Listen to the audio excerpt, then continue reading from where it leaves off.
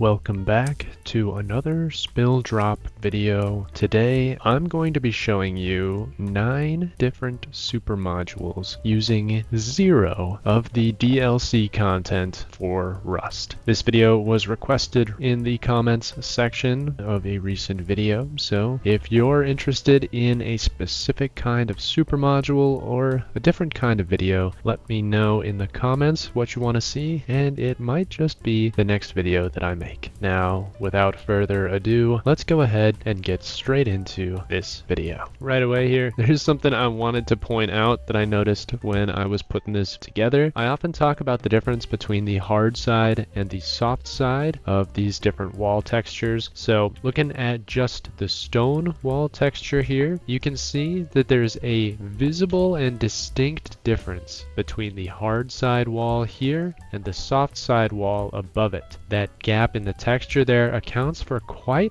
a lot of extra space in a 1x1 or in a larger module, which really does add up. The first module for the video is going to be a very basic tier 3 core module. As you can see, we've got a shelf here in the core. For this module, we have 5 small boxes and 4 large boxes. Not quite as compact as the DLCs allow with the different barrels that are available, but still a pretty good and very functional layout. You can also, of course, access the TC. You can reach that little box way there in the back where you see I've got my C4, and of course all of these no problem at all, including this box up here, which you can see right over the top of this small box. All in all, very compact, very efficient, not as great as the DLCs would allow, but a pretty solid module using just the vanilla Rust objects. Looking over here in the outer core module, we have a tier 3 squeezed in with a small box down below, a refrigerator here, adapters of course on all of these, and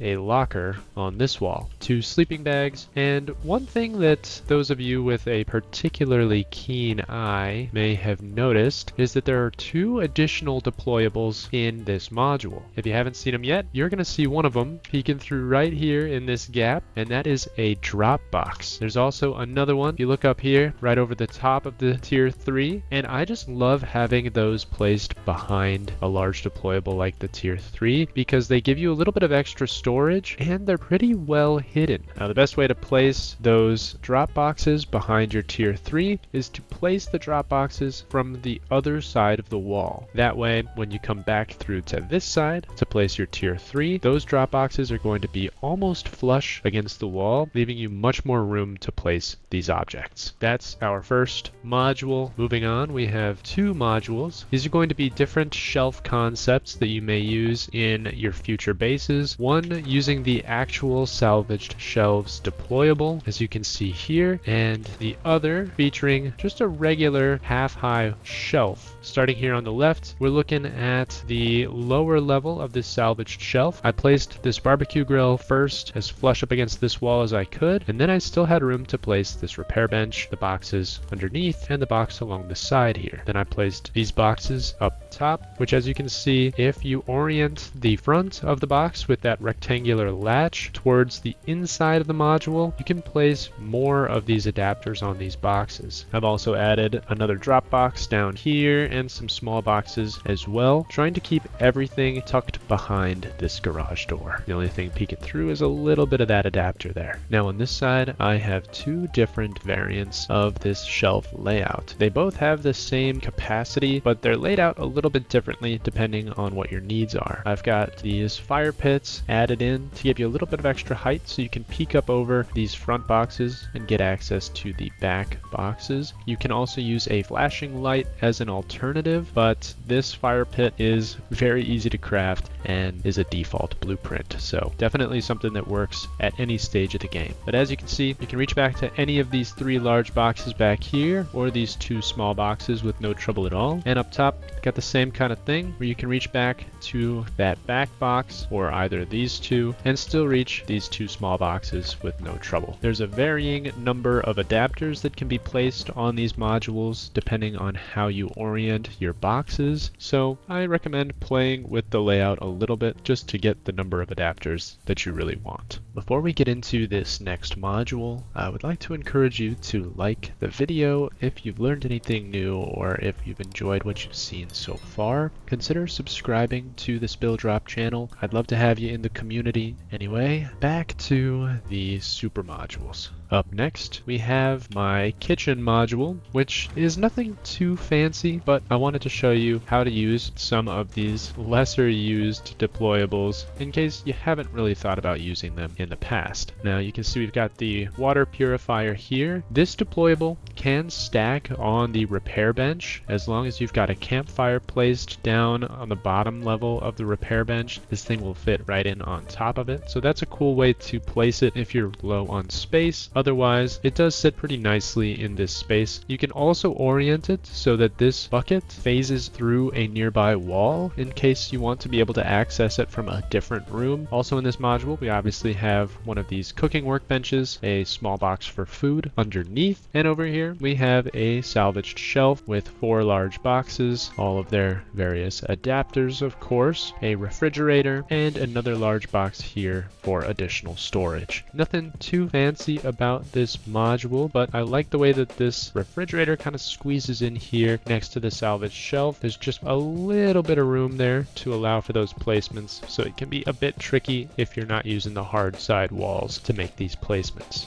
Moving on, we have this shopfront module, which I think is pretty neat. You can see here we've got 2 vending machines in the back tied into this garage door. So the other side of this garage door takes you out, and you can check these vending machines to make sure that they're accessible by drones, which is a pretty neat feature that these vending machines allow, granting other players the opportunity to shop from these vending machines from the safety of the outpost or the bandit camp. I've included some furnaces and refrigerators in this module, as many players often sell pies or teas, or they will offer automated smelting services. These are both things that I've done on a number of servers, and they can bring in quite a lot of passive income while your farm is just generating tons and tons of food that you'll never be able to use on your own, or while your solar panels are powering these furnaces with nothing to feed them. I definitely recommend creating this module or some variation of it in your own builds to see just how well it works for you. Now over here we have a very high density charcoal generator furnace module and its accompanying tier 2 module here. I've added this little fire pit just to aid in the navigation for this module. As you can see, you can walk right up on it without having to worry about jumping or anything to get into or out of this module. On this side we have 9 low grade based furnaces squeezed into a 1x1. This has gotten a little bit easier with the addition of the snapping tool, but I still recommend using the hard side walls facing in and freehand placing these to get the best results. There's also plenty of adapters in here so that you can automate this system, and an igniter up top which should ignite every single one of these furnaces. I've added this additional low grade based furnace outside here. If you've got all of these furnaces tied together into the same module, then they will all fill up and cook at the same rate. That means you can check the contents of all of these furnaces pretty accurately just by looking into this furnace right here, which means you can leave this door closed, cutting off that insane extra noise that you get from all of those furnaces. And if you want to see how much wood is going to be in each of those furnaces or how much ore is still left, you can just check this one and it should be evenly dispersed among all of those other furnaces as well. So if you've got say 100 wood in here, safe to bet that there's 100 wood in each of these other furnaces as well. Just kind of a nice trick to save you a little bit of time. Also included in this module would be 5 small boxes, which you can see kind of scattered along the floor here, 1 large drop box here, a tier 2, and an engineering workbench. Moving on, this is a larger module. This would be a 1x3 because this is a factory, but not just any factory. A bomb factory. And as you can see, when we come through this garage door and look in through here, there are 3 mixing tables squeezed into this 1x1, which is very challenging. The only way I could make this work was by placing all 3 of those first and then placing this wall. So you really have to get those placements insanely close to each other and then place that outer wall in order to make this work. There are 3 small boxes down below. You should be able to access all 3 of them, but that one back there can be a little bit tricky if you include this box here. So if we remove it, you can reach down here and get that box no problem and still navigate pretty easily through here. So if you want that box down there, you might have to remove this one out here. It really just depends on what you're looking for. On this prison cell wall here, we have 2 floating small boxes with their adapters and of course a lantern just for the extra light. We have a mixing table along this wall with a cauldron that I placed prior to putting down this mixing table just to add a little bit of extra light and ambiance. You can also use it to generate charcoal if you need to, and a small box down here below the mixing table. This box here acts as a drop or receptacle box for anything that you would need for this module, namely charcoal or sulfur, things like that. And then through to this side, we have the rest of the factory. 2 tier 3 workbenches, and there are 2 large batteries in the back to supply power to this module and any other modules that you might need in your base. There are also 4 small boxes in this module that you should be able to access just by kind of peeking around here wherever you can. These ones underneath the workbench can be a little tough to reach, so you may have to get a little bit creative with how you place them or any other objects in this room. There's also 4 industrial auto crafters included in this module. You can snap 2 on each of these tier 3 workbenches. Make sure to upgrade all of your frames because you definitely don't want to be leaving a wood frame on a garage door. And moving on, we have just 2 more modules in this design. Starting on the left here, we have a pretty standard smelting room using the electric furnaces. This room holds 1 more furnace than we saw back here with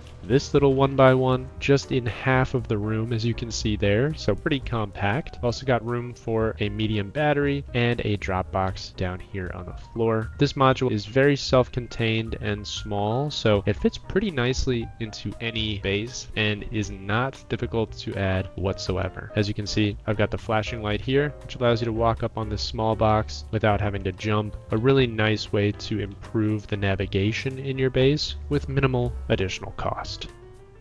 My final module over here is going to be my advanced rekit module. We've got a tier 2 here with 2 industrial auto crafters. Now, the tier 2 is capable of making both the meds that you would need to be rekitted and fully rehealed, as well as most of the gear that you would need for your kits. So clothing, the road sign armors, and any ammo or tier 2 guns that you would want to be using in those kits.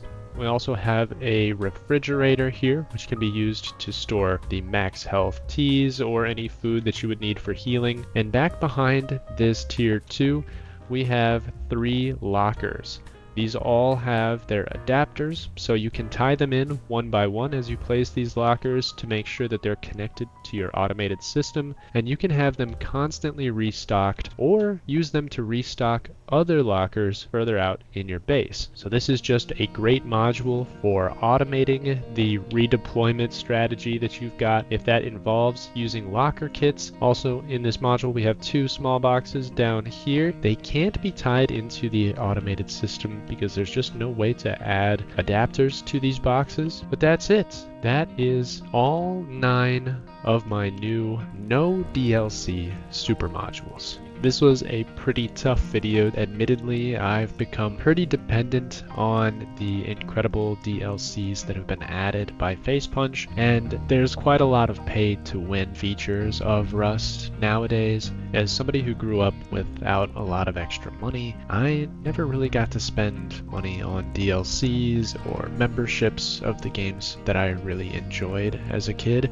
And while I encourage you to support the games that you love and the artists that are making content for those games, I completely understand that a lot of these extras are out of reach of the average gamer, especially nowadays. So if you enjoyed this video and you want to see more super modules that don't lean on the pay-to-win DLCs in Rust, let me know down below, and I'll keep working on these DLC-free super modules. As always, thank you so much for watching, and I will catch you in the next one.